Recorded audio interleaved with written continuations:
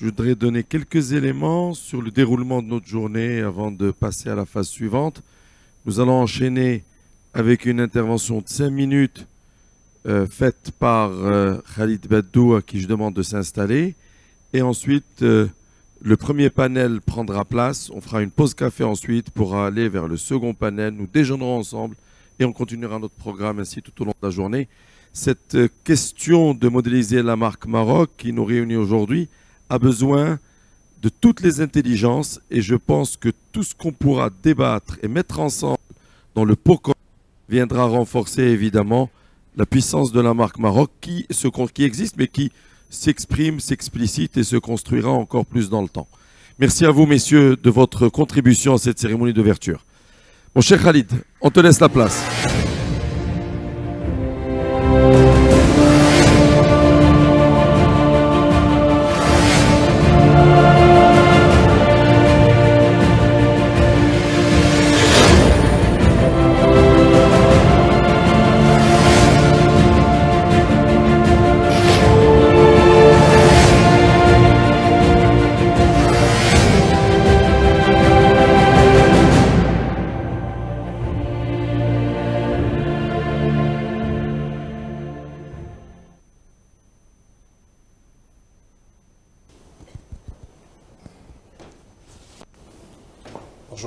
Bonjour.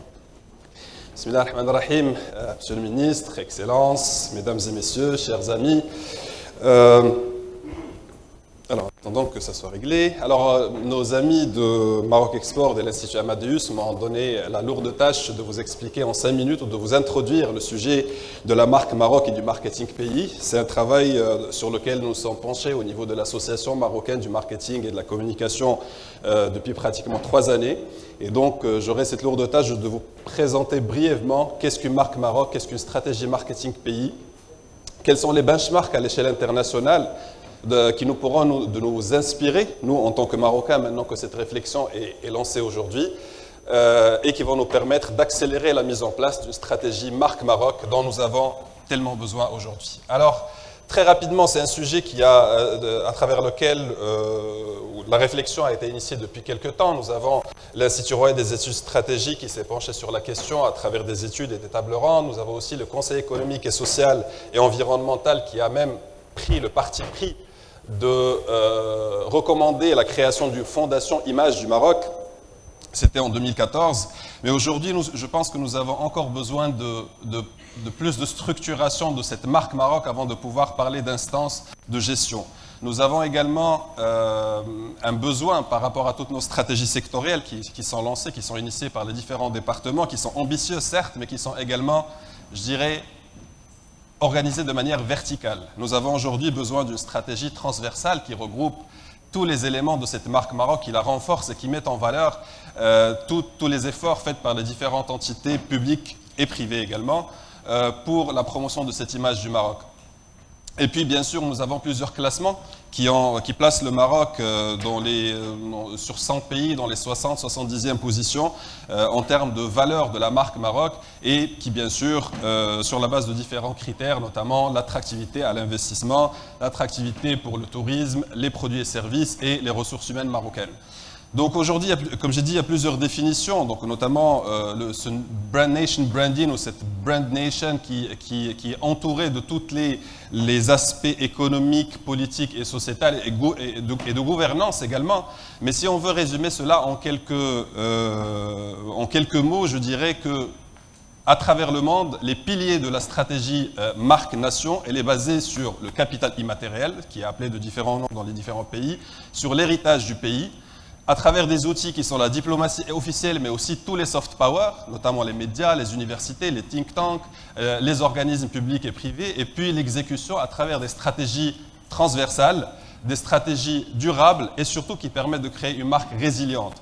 Une marque résiliente qui n'est pas impactée de manière négative par une émission télé qui est diffusée ou un article de presse qui est publié quelque part et qui permet justement, quelles que soient les motivations des détracteurs de cette image, d'être aussi solide et aussi renforcée dans la tête, que ce soit des citoyens, mais aussi à l'échelle internationale. Donc la marque d'un pays ou la marque en général, c'est une affaire de tous. Ce n'est pas une affaire uniquement des autorités publiques, c'est une affaire de tous. C'est une affaire des pouvoirs publics d'une part, donc dans une stratégie top-down, je dirais, à travers les stratégies sectorielles, à travers les investissements dans les campagnes de promotion, à travers également les campagnes de lobbying, et à travers aussi le pilotage des initiatives publiques, mais c'est aussi une stratégie bottom-up, c'est-à-dire à travers des initiatives du secteur privé, de la labellisation, à travers le groupement des multinationales. Il y a un exemple qui est très intéressant en Espagne, qui s'est inscrit dans cette logique de marque-nation, et à travers laquelle le groupement de multinationales sont appelés à être des ambassadeurs de la marque Espagne pour attirer davantage des investisseurs étrangers. Et aussi, sans oublier le grand public, qui aujourd'hui, à travers les réseaux sociaux, à travers l'impact des médias, joue un rôle important dans la promotion de cette image. Et on voit la mobilisation que font les Marocains quand il s'agit de causes nationales, quand il s'agit des symboles du pays, quand il s'agit de notre entité territoriale. Les Marocains se mobilisent sur les réseaux sociaux et ils arrivent à défendre et à montrer une image différente de ce que les détracteurs de notre pays essaient de faire passer à travers les médias. Donc si on doit résumer très brièvement les clés de réussite d'une marque nation, d'une marque pays, j'appellerais ça les 3 C.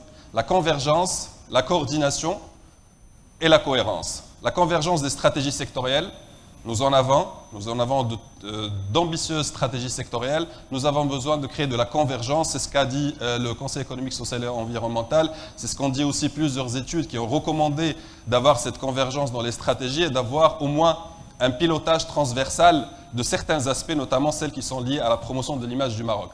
La coordination, que ce soit à travers une entité indépendante ou à travers un comité interdépartemental ou interministériel, ce qui est le cas de la Turquie par exemple, c'est un comité interministériel qui est piloté par la primature et dont la responsabilité est de gérer tous les aspects liés à la marque nation, que ce soit dans le cadre du tourisme, l'investissement, l'économie, l'exportation, etc.